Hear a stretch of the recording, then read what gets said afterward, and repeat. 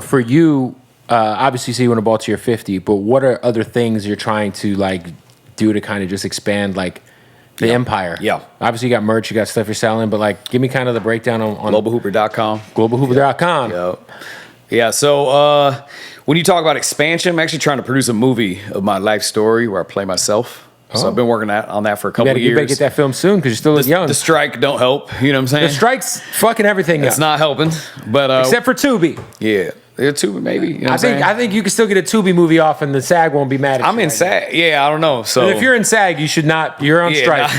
You are on strike. I heard they're like it's like gang shit. Like you cannot cross the strike line. Yeah, it's real. So no, we respecting all that, but you know, trying to put more of a foot into the acting world. I don't think I'd ever stop my YouTube channel just because, like, you've seen even A-list stars, influencers also, and I've seen even like big YouTubers go mainstream or do something mainstream and then have to come back to YouTube. Yeah, and it happens actually a lot. Then the algorithm's all messed up. It's not like it was before. So I don't ever want to let up off the gas personally. I just think controlling your own narrative is a beautiful thing. You're your own boss over there. If people don't want to give you work elsewhere, you still got that. And it is TV. Like the number one used app on my TV is YouTube.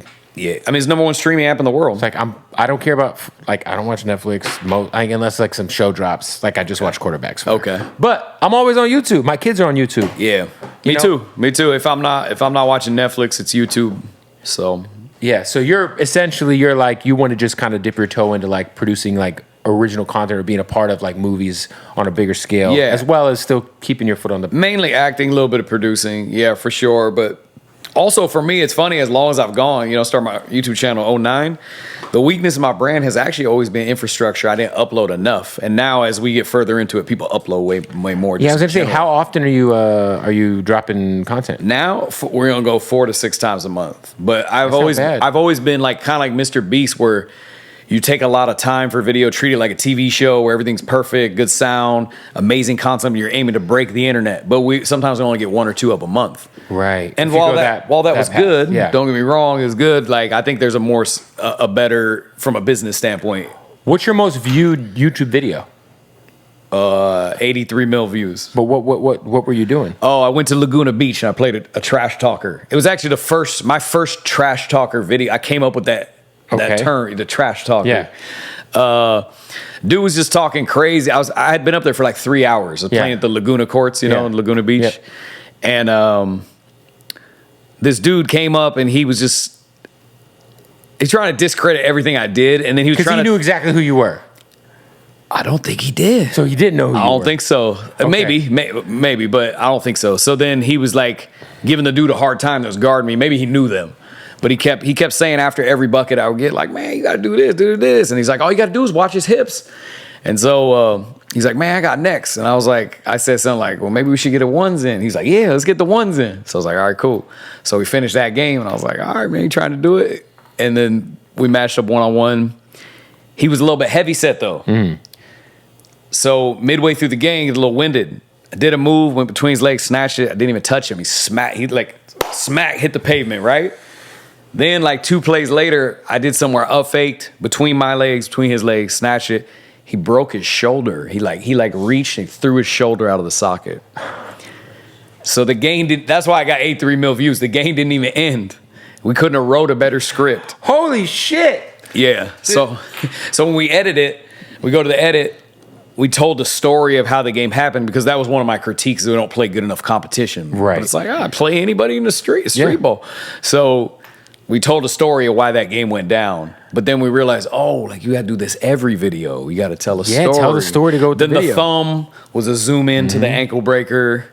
So it kind of, that paved the way for how I need to do videos. And even the title, I had money in the title. Yeah. So play the game for $100 or whatever. It's Trash Talker. Wow. Yeah. 83 million. Yeah, I think that was 2016. And that's fully monetized? Oh, for sure. In 2016, that's for sure. Bag. Yeah, that's a bag. The lifetime analytics on there are nice. Is it safe to say you've surpassed your &1 pay as a YouTuber by like 10 or 30 times by now? I was gonna say somewhere around 20 times. What were you? I mean, not to get in your pockets, but back in the day, like what was the pay decent? Like if you guys were hitting the road, it was decent. Yeah, I don't mind. I think my first contract ever with &1, 18 years old, was like $70K, $60, $70K. Not bad for an 18-year-old kid professionally playing hoops back then before inflation hit the fucking Not bad. Yeah, it wasn't bad. But then as we went, it went big. So we did,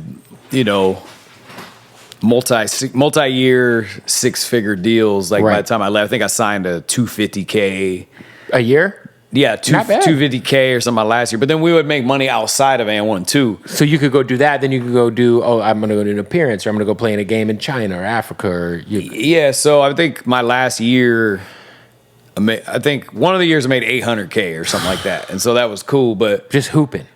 Just hooping. I think we made millions of dollars the whole run.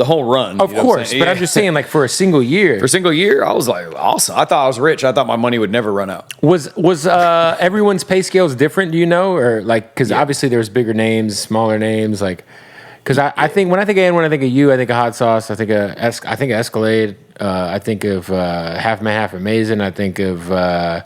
Who else? And you're probably different. You watched it. The casuals, they say like me, Hot Sauce, and then it's either like Skip or Escalade. Yeah. Maybe AO. Yeah, AO was dope. Yeah. Yeah.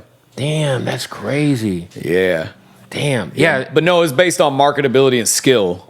So like what you bring to the table on the court played a role, but then obviously your marketability. So I'm sure like Hot Sauce had the biggest deal. I also had Skip was already in the NBA, but like, I'm sure Hot Sauce had the biggest.